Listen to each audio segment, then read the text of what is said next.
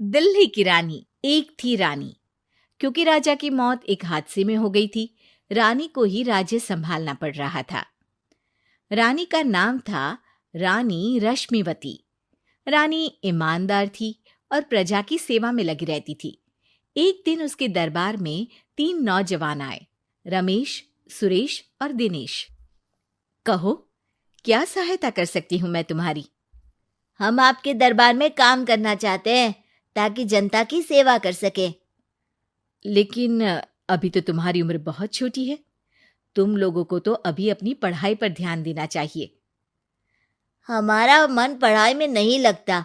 माता पिता को लगता है कि हम किसी के लायक नहीं हैं और हम साबित करना चाहते हैं कि हम लायक हैं।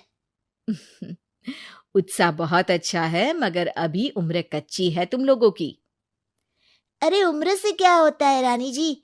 शास्त्रों में लिखा है कभी किसी के ज्ञान को उसकी उम्र के आधार पर नहीं देखना चाहिए। बात तो सही है तुम्हारी।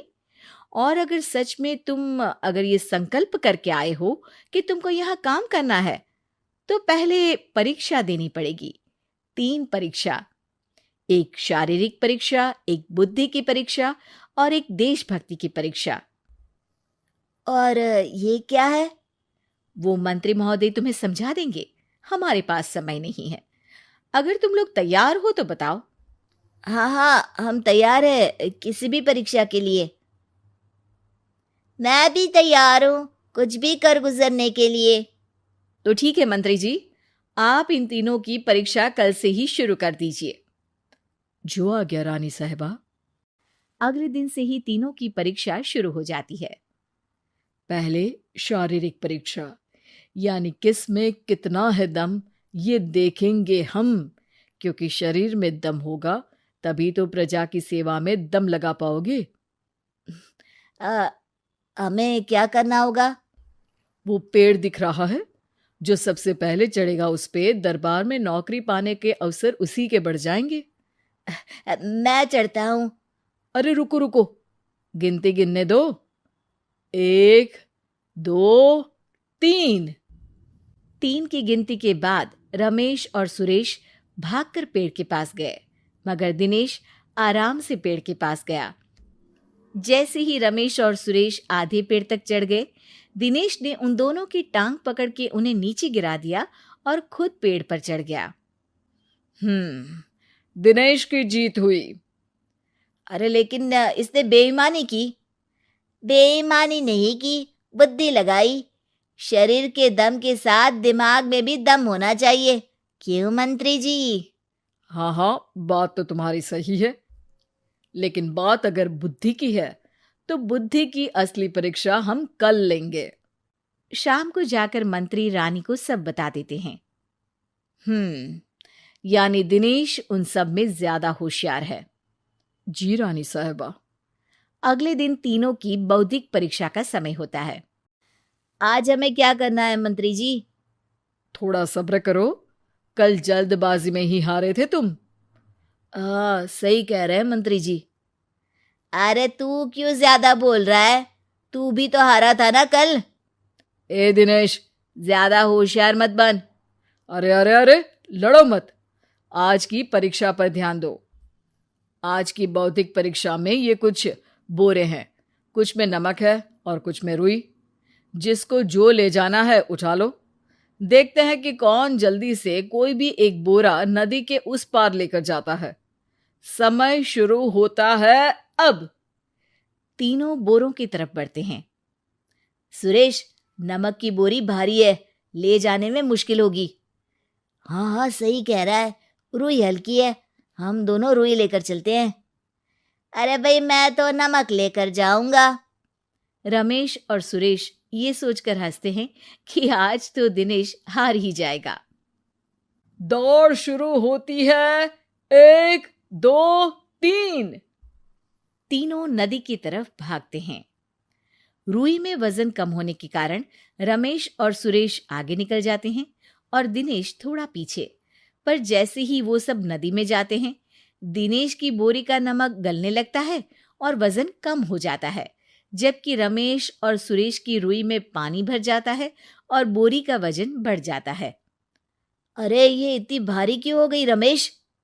अरे मुझे क्या पता, शायद जादुई बोरी है। अरे लगता है कि हम बेवकूफ बन गए। बने नहीं हो, तुम हो ही बेवकूफ। इतना तो पता होना चाहिए कि पानी में नमक गल जाएगा। दिनेश का पूरा नमक गल जाता है और बोरी खाली हो जाती है।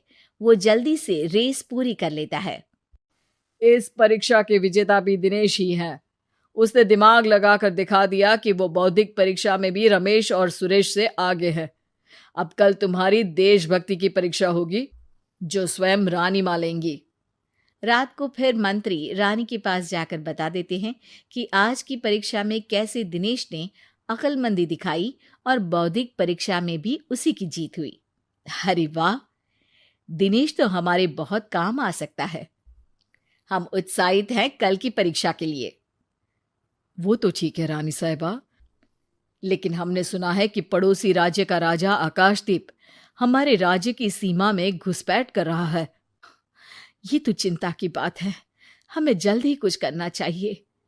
अगले दिन रमेश, सुरेश और दिनेश अपनी आखिरी देशभक्ति की परीक्षा के लिए दरबार में आते हैं। प्रणाम रानी साहिबा। नमस्कार रानी जी। प्रणाम रानी माँ। हमने तुम्हारी परीक्षा पर गौर किया। दिनेश आगे हैं। हम तुम तीनों में से किसी दो को ही दरबार में काम दे सकते हैं। किसी एक को आज जाना होगा। तो देशभक्ति की परीक्षा के लिए तैयार हो? पूरी तरह से। मैं तीनों से एक ही सवाल करूंगी। जिसका जवाब सबसे सही लगेगा उसे तो नौकरी मिल ही जाएगी। फिर दूसरे सबसे सही जवाब देने वाले को भी काम मिलेगा। आप लोगों का समय शुरू होता है अब। ज्यादा सोचने का समय नहीं होगा। जो मन में पहली बात आए उसका जवाब दे। तो सवाल ये है कि तुम इस मिट्टी के लिए क्या कर सकते हो? मैं इस मिट्टी को साफ रखूंगा। यहाँ के लोगों के भोजन की कमी को मैं पूरी करूंगा। मैं यहाँ के लोगों को गले लगा लगा के उनको खुशी दूंगा रानी माँ, और गरीबों के लिए घर बनवाऊंगा। मैं इस मिट्टी के लिए किसी की जान भी ले सकता हूँ रानी माँ। मंत्री, दिनेश को एक तलवार दो। जी रानी जी। दिनेश, पड़ोसी राज आकाशदीप की जान तुम्हारे हाथ में है। जाओ, अपना काम पूरा करो। आज रात को तुम उस पर हमला करोगे जब वो सो रहा होगा। दिनेश वहां से चला जाता है। रानी माँ, ये आपने क्या किया? अभी किया नहीं है मंत्री जी। आप आकाशदीप को संदेशा भिजवाओ कि पड़ोसी देश का एक कातिल रात को उन पे हमला करेगा और दिनेश को पकड़वा दो। अरे, ये आप क्या कह रही हैं और क्यों कर रही हैं आप ऐसा? राजा को लगेगा कि हमने उसकी मदद की, उसकी जान बचाकर। वो हमारे राज्य का पीछा छोड़ देगा और हमारा एहसानमंद हो जाएगा। और दिनेश का क्या होगा?